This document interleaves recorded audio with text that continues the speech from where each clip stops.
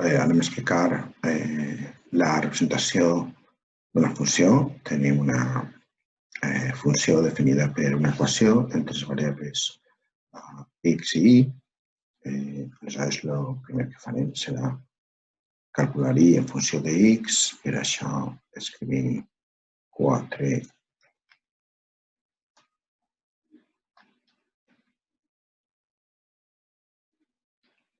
quadrat és igual a 4 menys x menys 2 al quadrat. I quadrat és igual a 1/4 de 4 menys x menys 2 al quadrat. I quadrat serà igual a 1 menys 1/4 de x menys 2 al quadrat. De manera que y serà igual a 1 menys 1/4 de x menys 2 al quadrat elevat a 1 menys. Molt bé, ara podem col·locar la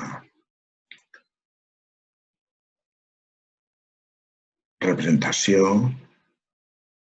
en els eixos x i per això tenim uns criteris bàsics. El primer seria calcular els punts de tall amb els eixos, és a dir, el valor de x per a y igual a 0 i el valor de y per a x igual a 0, que donaven els talls amb els eixos. Després podem calcular els màxims i mínims a partir d'anul·lar la derivada. I una altra tècnica útil seria calcular les asímptotes, però en aquest cas no farà falta. Molt bé, comencem.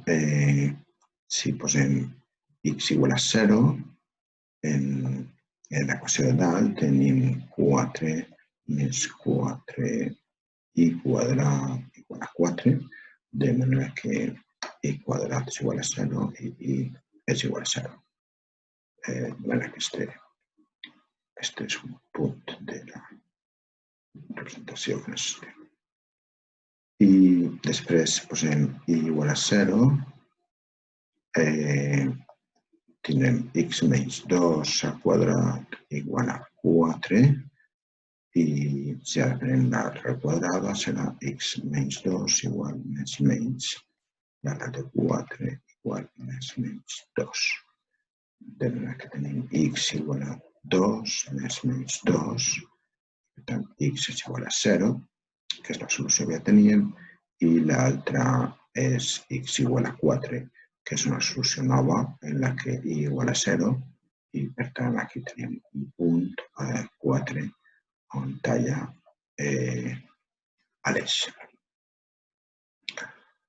Així hi ha dos punts de la funció i ara mirarem els punts de màxim i mínim i per això calculem la derivada, fem dy partit per dx i la derivada és, tenim el parèntesis la potència, per tant tenim 1 mig i després 1 menys 1/4 de x menys 2 al quadrat i restem 1, per tant serà menys 1 mig i després tenim la derivada de dins que serà menys 2 partit per 4 x menys 2 elevat a 1.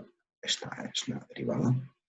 I quan fem dy partit per dx igual a 0, busquem el 0, este és el denominador i este és el numerador, busquem el 0 en el numerador i per tant posem x menys 2 igual a 0 i x igual a 2. De manera que estan aquí al mig de dos punts de tall, estaran els màxims i mínims i ara mirem què valen aquests punts de màxim i mínim i per això calculem y en el punt x igual a 2,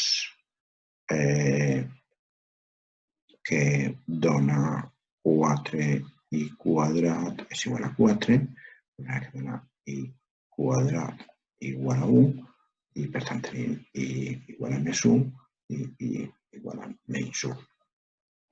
Així que ja veiem on estan els màxims i mínims.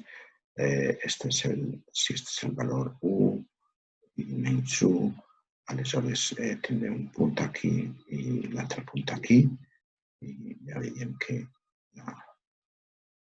la corba va tindre la forma d'una el·lipse. Per a comprovar-ho, podem fer una comprovació addicional, que és calcular el pendent en els punts de tall. Aleshores, podem calcular el pendent de i partit per dx en el punt de tall, que és x igual a 0. I en x igual a 0 tindrem un valor mig de 1 menys un quart de 2 al quadrat. Menys i mig per alguna altra cosa, però ja sabeu que això dona 1 partit per 0, de manera que això tendeix a infinit. De manera que tenim que el tangent de θ o el pendent en aquest punt és de 90 graus.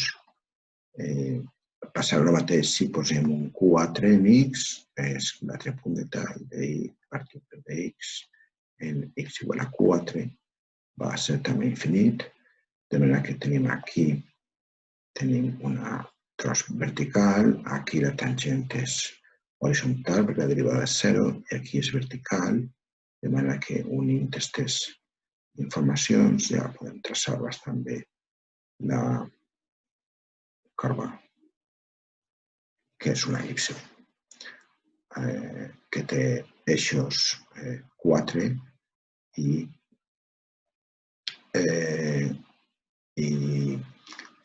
eixos 2 i 1.